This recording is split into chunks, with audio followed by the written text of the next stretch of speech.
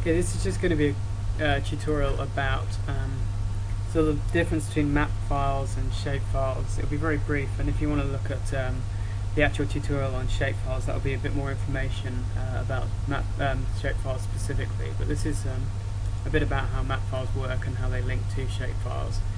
So when you open ArcMap, you get this option to just open an empty map or an existing map. So I'm going to open an existing map.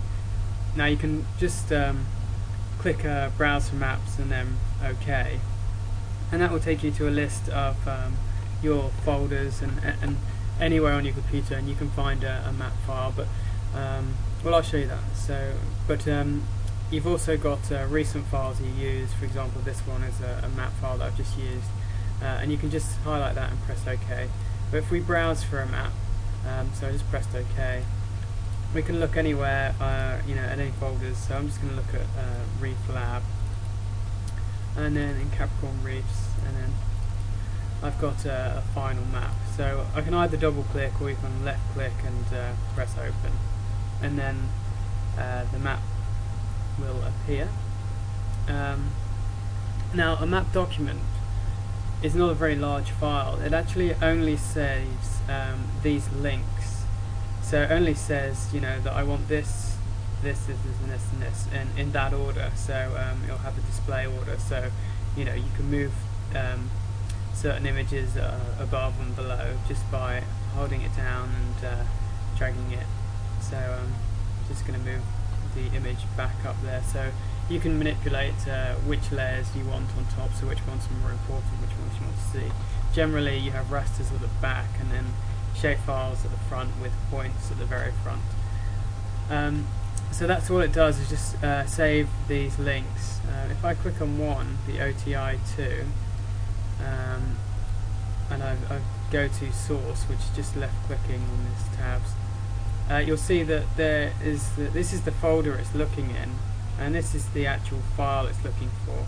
It's looking for a raster dataset called OTI2. Now, if you've moved this file, or you've renamed it, or you've deleted it, it won't find it. Or if you've changed anything along here, like if you've changed it to map rather than maps without an S, it won't be able to find it because it's looking for this very specific file in its very specific area. So I'll just click OK to get rid of that.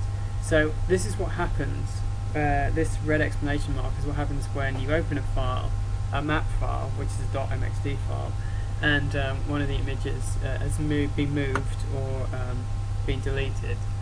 But if we know that it hasn't been deleted, we just know that it's been moved, we can relink to it. So what we do is if you put your pointer over the red exclamation mark and then you click once, it will automatically bring up this sort of add data window, but it says set data source.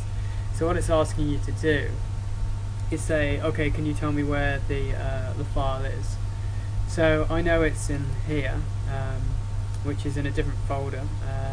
So I found it now. It's OTI3, and I know that's the right one. So all I do is left click on the OTI3 to highlight it, and then I click add, and it will add it, and now the OTI3 raster file appears and the exclamation mark is gone. So if you don't save now, when you open this document again, it will still have the red exclamation mark because that link has still not been saved. So you're not saving any of the shapefiles in this document, you're just saving the link to it.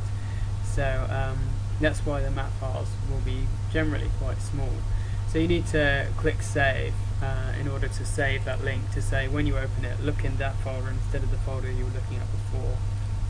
You will also save any layouts you do. So to go to, you've got two views: the data view, which is where you can edit things, move around.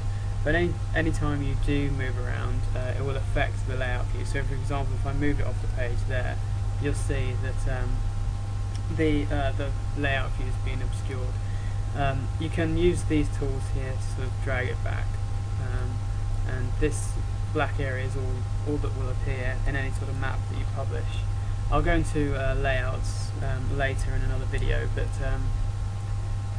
when you do a layout and you press save, it will save that, but it won't save any of the data. It will just save the links that as I explained earlier. So yeah, that's a bit about sort of shapefiles and map files and linking to shapes.